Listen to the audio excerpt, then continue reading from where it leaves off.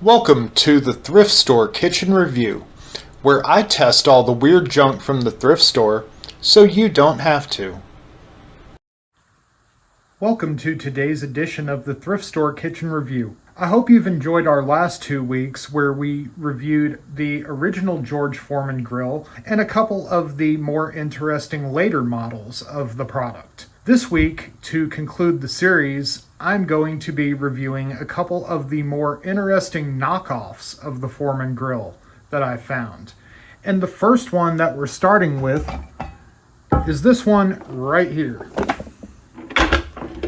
This is a GE removable grid contact grill, which I found at America's Thrift Store in Marietta, Georgia for $7.99. This is quite an interesting model. I'm going to estimate its date of manufacture somewhere in the late 90s to early 2000s. I can't find much information on it besides the manual itself, which is online. It doesn't even have the actual manufacture date on there, but it does link to Walmart's website. Apparently this one was exclusively sold there. Now, I get the impression that when GE decided to make this, they told whoever the lead product engineer was, take every complaint that people have about the Foreman and do something about it. First of all, this actually has a timer built into the machine, and it actually puts on the side the recommended cook times for a few basic products. Second, it has removable plates for cleaning, but they're good removable plates. It's not like that disastrous system that the Foreman 360 that we reviewed last week has. Look at this. You got 2 notches right here. These notches slide right in, and that just clamps down. Easy. You have a built-in spot for the grease tray. If you pick it up, you have a bay to wrap the cord so it's just not sitting, hanging out. And another weird feature that this has that's honestly kind of cool, if you open this up and you pull it, you can actually use it as an open grill. And you see the top tray has this little channel and drain right here where it pours into the grease tray if you choose to use it that way. So I'm going to get some ingredients and we're going to test this machine out. The machine is clean and we're ready to try cooking with it. I've washed down the plates and wiped down the outside. As always, we're going to do our burger test, and simultaneously we're going to be finding out, will it glizz? I'm doing it at the same time in order to keep this video from running too long, because I want a lot of time to dedicate to our other product, which is honestly even more interesting. So I turn this on to preheat, the light comes on and it just starts preheating. This thing runs with a mechanical bell timer that once it's preheated or done cooking will turn off. Now when I cook, there's one thing that I find very interesting, and that these plates don't have, like the Foreman, a flat surface with the raised lines. The channels have these little sharp peaks almost in between it, so you almost wonder to what extent that's going to deform the burger. Also, it does have a relatively small cooking area, especially when you use it in the closed grill mode. So once this is preheated, we're going to throw our meat on and see how it turns out. Okay, so we're at the 5-minute mark. So I'm going to turn the dial back to 5 minutes and throw the burger and the hot dog on. Now, it's my goal to not have another incident where the burger is overdone. So I'm going to check it again in probably about 3.5 minutes. Just to be sure. Okay, so we're at what appears to be about 3 minutes. I don't know that this timer is 100% accurate, but I'm going to assume it is. So let me open this up. Luckily, this isn't deforming the burger as much as I thought it would. Take a little slice into the burger, and that definitely needs some more time. So this doesn't cook at as hot of a temperature as the Foreman. I'm going to turn the hot dog outside. and put it back in for a couple more. I'm about to do a second check of the burger. That hot dog's definitely looking good. Pull the burger again. Got right where I cut it last time. Okay, so that looks decently done. Not overdone like off the Foreman. Let me pull the hot dog as well, because that looks done too.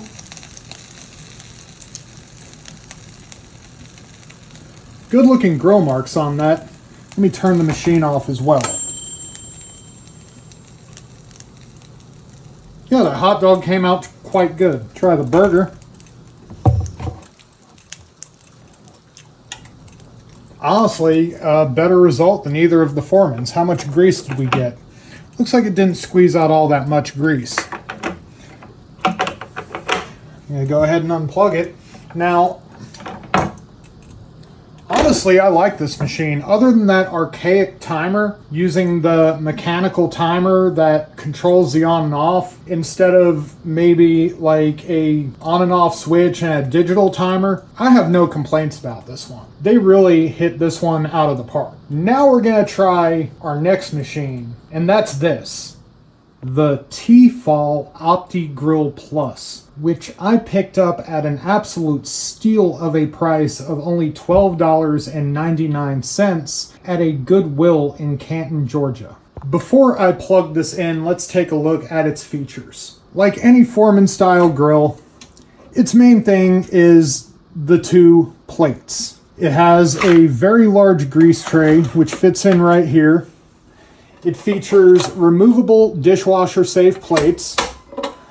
But the big thing about it is the amount of built-in technology. This thing has automatic sensors for multiple types of food, and you can actually program it to cook to temperature. It cooks burgers, poultry, sandwiches, hot dogs. That's right. This thing has a dedicated Glizzy button. Steak and fish. It also has a manual temperature control. And this button right here, if you press that, from what I've read, it's for letting the grill know that you're using frozen food. This light right here lets you know when it's preheated and when it's reached temperatures of rare, medium rare, and well done. I've been looking forward to trying this thing out. Unfortunately, I have not yet. I've been sitting on this product for a couple months now, and I haven't tested it because when I test an item for this channel, I want it to be the first time I've used it. And if I ever was to have used an item first, for example, if I was doing a review of something that I already had in the home and just wanted to show it off, I would disclose that I had already used it. Regardless, I really want to try out these preset features. So instead of doing the burger first, we're going to try a steak. I've gone ahead and cleaned up the Opti Grill as best I could. I washed the plates. I tried to clean off the surface and get the price tag off. Unfortunately, there's still a ton of residue where the price tag was because whoever priced this for some reason decided almost directly under the control bar was the right place to put it. First, I'm going to turn it on, and then I'm going to hit the steak button, and then hit OK. This light is flashing purple, which will stop as soon as it is preheated. At that point, we will insert our meat. Okay, so the machine just beeped that it's preheated, and the purple light has turned from flashing to solid. So what I'm supposed to do is open the machine. I'm just going to throw the steak right here on the middle. It's a nice thick steak. Simple seasoning, just salt, pepper, garlic, and some Buc-ee's Texas Roundup. I'm going to put it on here and close the lid. Now the built-in temperature sensors are going to alert me when it goes from uncooked to rare and then rare to medium. I'm going to get this to about a medium, and then we're going to take it off, cut it open, and see what it looks like. So the machine just beeped that the steak is now at a temperature of rare. Let's check it. Looks done on the outside. There's good bit of redness right here on the side. I'm going to close it again and let it get all the way up to medium and see how it looks.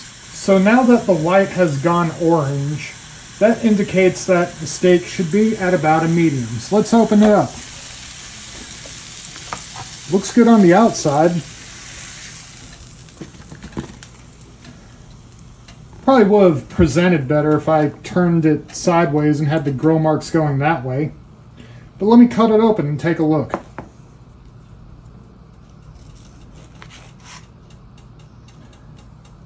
That's supposed to be medium, but that looks more on the medium rare or medium well. Now in the very center and the thickest part, that is closer to medium. So unfortunately, it looks like it doesn't cook exactly evenly. Let me cut off a little piece where it actually is medium and do a taste test. I mean, it tastes good. Like I said, I've never used this before, and I'm sure if I compensated for this initial error, that it would be correct next time. So I'm gonna clean the plates again, and then we're gonna try our burger and our hot dog. I've cleaned up the machine, I've plugged it in and preheated it on the hamburger setting. Gonna be using, again, the same basic seasoning blend I've used for all the tests, just salt, pepper, garlic, and Dale steak seasoning. Inserting the burger. Gonna see if this machine can successfully cook it to a medium, which the other machines have not yet done. The beep went off and the light is now orange, which indicates the burger should be medium. So let me pull it off, cut it open, and take a look. Let's put this right here for now.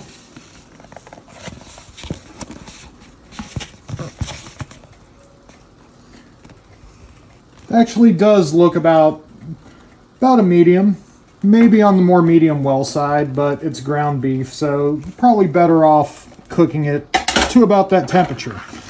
You can see also that this did push a decent amount of grease out of the burger. Let me turn this off, get a bite of this. It's good. Of all the machines I've tested, this one's made the best burger yet. So we're going to give it its final test, and you know what that is, and it even has a button specifically for it. I gave it a few minutes to cool down.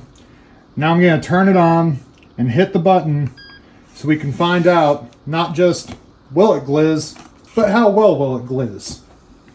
It's probably not going to take very long to preheat, considering that the machine's still somewhat warm from the burger. And once it does, we'll throw the hot dog on. The machine just beeped, so that's telling me it's time to insert my wiener. I'm going to drop this right here on the middle, close it, and see how it comes out. Okay, so it's telling me the hot dog should be done. Let's take a look. Yeah, that looks good. Pull this off of here. Let me take a bite.